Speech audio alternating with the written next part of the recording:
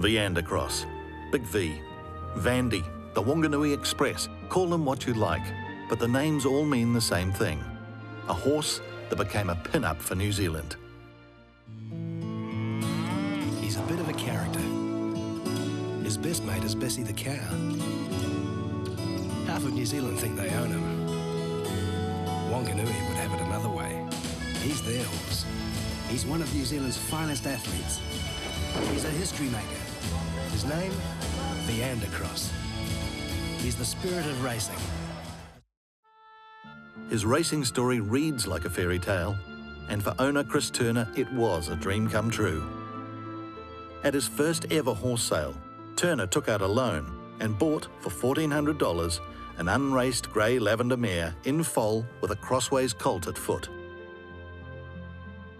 The weanling was Veandercross. They bonded instantly and formed a partnership that lasted more than a quarter of a century.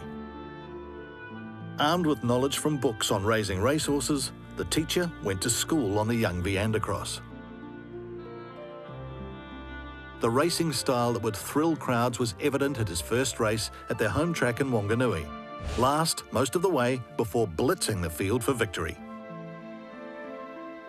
Veandercross made it 3 wins from 3 starts by the end of his 2-year-old season. Turner recognised the potential and approached champion trainer John Wheeler. If more race wins followed, would Wheeler consider Veandercross for an Australian campaign? 2 Group 1 wins, the 2000 Guineas and the Bayer Classic, made Veandercross the 3rd horse to complete that double and earned him a trip across the Tasman.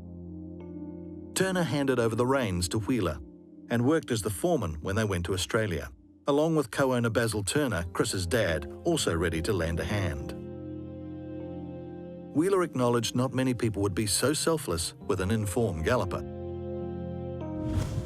Their first Australian campaign ended with a win in the Canterbury Guineas against Naturalism. 3 placings from his 4 starts took his earnings to more than $1 million. Back as a 4-year-old, his second Australian campaign started with a ride that will never be forgotten. It was the 1992 Caulfield Cup. Quiddity, Veandercross, the outside, has taken the lead in the Cup now from Mannerism and then Gathano and Quiddity. Veandercross in front of Mannerism. Veandercross answering the urgings of Shane Dyer head in front. Mannerism coming at him. Veandercross, maybe a nose to Mannerism. Dyer went from villain to hero in the space of 2 races, taking out the McKinnon Stakes over stablemate Rough Habit. Veandercross is dashing through. Veandercross has grabbed the lead and Veandercross. Fantastic win, beats Rough Habit. Victorians fell in love with Veandercross. They honoured him with the new moniker of the Big V, and bookies touted him as the shortest price favourite in years at 5-2. Veandercross gave it his all. Sub-Zero clear, Veandercross won't get him, and the Melbourne Cup of 1992 belongs to Sub-Zero. Sub-Zero wins by 2 to Veandercross and Castletown 3rd. Another close second to a Lee Friedman trained horse. The 3 spring races netted more than $800,000 before Veandercross went home to prepare for a challenging late summer and autumn campaign. The results couldn't have been much better. 6 starts for 5 wins, 4 of them Group 1s. Starting off with the Lion Brown Sprint, Veandercross has killed them. Before crossing the ditch and winning the Car Lion, Australian Cup, Ranvet and Queen Elizabeth Stakes. Winter was a season to celebrate the accolades. Veandercross was named Australian Horse of the Year at the Victoria Racing Club and the Australian Racing Writers Annual Awards, the first Kiwi horse to have done it. The New Zealand Horse of the Year and Champion Weight for Age titles also made their way into the trophy cabinet. Veandercross struggled to reclaim his form as a 5-year-old. He suffered a front leg injury in the Caulfield Stakes, and after running later in the Cox Plate, he was found to have a tendon injury.